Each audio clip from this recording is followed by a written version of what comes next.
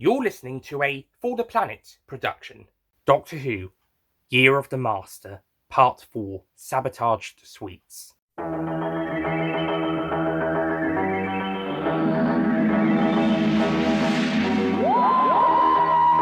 Who, Year of the Master, Part 4, Sabotaged Suites. Written and read by Nick Payne.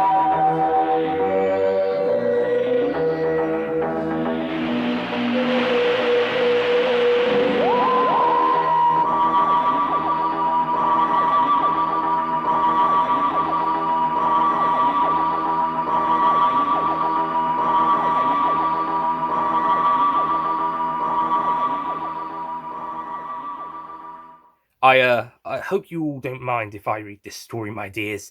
I like to read my own adventures, you see, and it gives the regular narrator a break. Yes, good old sweetie doctor. That's me, by the way. We'll be telling you this short, hopefully, story today. So sit back, relax, and enjoy. I was in my sweet shop, located in Shambles, York, UK, one day in the year of our Lord. What was it again? Hang on. Let me just rattle through these papers.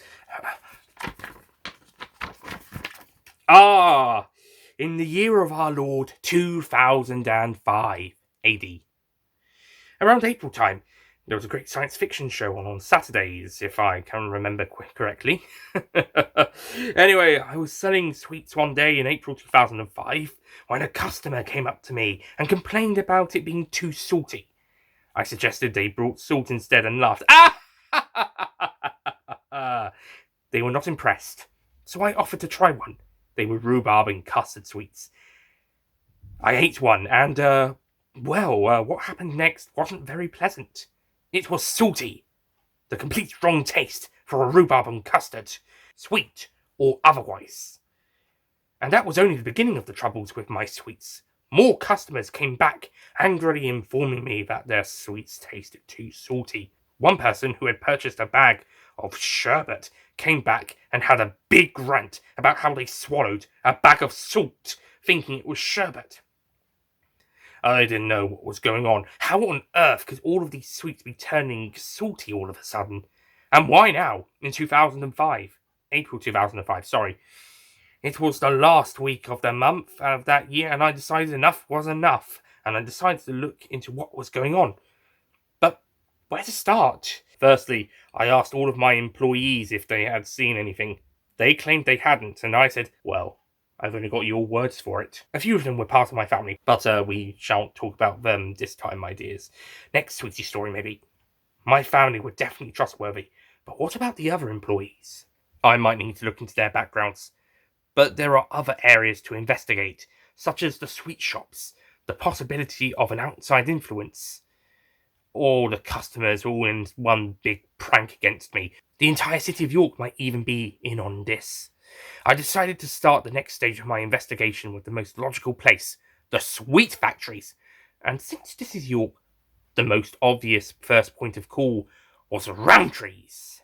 I arrived at the Roundtree's factory early on the morning of Monday the 25th of April. I realised I should have come the day before because it would have been quieter due to being a Sunday. But it might have been closed due to being a Sunday, and I hadn't checked to see if that was the case or if it was indeed open. Anyway, I arranged to have a meeting with Roland Roundtree, the CEO, as they call him in America, of Roundtree's, and a descendant of Henry Isaac Roundtree, the company's founder. Upon meeting with Roundtree, I noticed that his secretary looked strangely familiar to one of my employees, Sally Saltair. Wait a minute! Sally Saltair! Of course! It all makes sense! Upon realising this, I asked about her. Roundtree said that she had only started working for him a few weeks ago, and this wasn't her only job. I asked to see her immediately. So Roundtree called her into his office. Upon entering, I immediately recognised her as one of my employees. I knew it! Sally Saltair, I began. You are working for Mr. Roundtree, but you are also working for me. I suspect you are also working for other sweet companies. I suspect that you are sabotaging sweets that are set to be sent to my shop in Shambles, York, by making them taste salty. I don't know why you would do such a thing, but I must stop you if you are indeed guilty of this. And if you're not, my apologies, though I must inquire about why you are working for me and Mr. Roundtree. Upon me finishing, she began to laugh hysterically. Myself and Mr. Roundtree were both confused. Then Salty looked at us with devious and devilish eyes, a far cry from the soft eyes that I had noticed her wearing before. She now also smiled, a grin that implied bad news. This woman had clearly had a personality change, and not for the better if you ask me, but Sally had been a front for her real personality, as she was about to explain. "Oh, Doctor," she said, and this was Doctor, not Dr. Smith, as she had referred to me before. "It was so easy and simple. I just, well, as you said, put salt on the sweets and making them all salty." "But why?" I asked. She laughed. "To get back at you, me hearty," she said. When she said me hearty, her voice changed. She initially had a soft voice when she was pretending to be a soft, kind secretary or shop assistant, before being a more harsh and villainous voice upon reveal. Now she sounded like a pirate. And then it all began to make sense. "Oh," I said, "I get it now." She smiled. "Ah, it's about time." "The shorty master," I said, sighing. "You're looking a bit more different than usual, probably because you're in disguise." "Ah, me hearty," the master said, smiling. "All you need now is an eye patch, pirate hat, peg leg, pirate clothes, and a parrot," I joked. "Ah, will you stop saying ah? I do have a parrot as a companion, and my main costume is a pirate coat and clothing," she responded. "Ah," I said. "Anyway, Doctor, I must be going now," she said. "I've had my fun and my revenge. Time to get back to my TARDIS and sail the stars." "Wait, you're just going?" I asked. "Aye," she replied.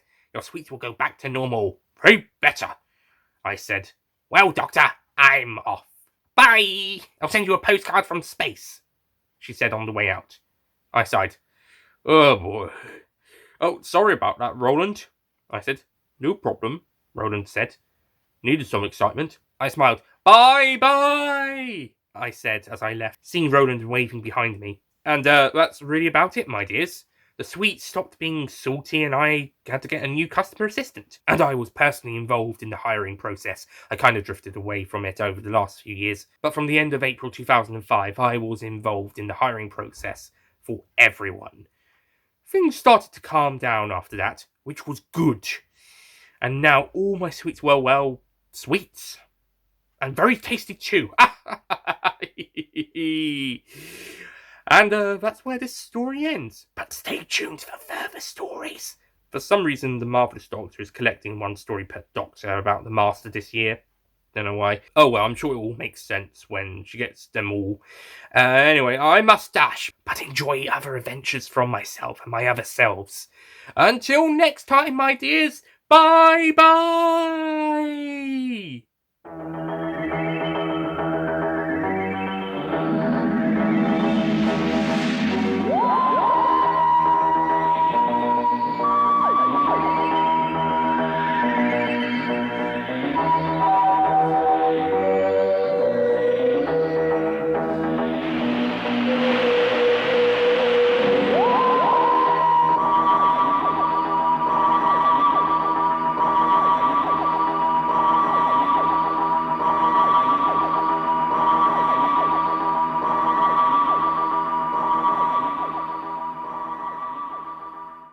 Next time, the Ultimate Doctor encounters his Master counterpart, the Ultimate Master. But their relationship is going to be significantly different to their other selves.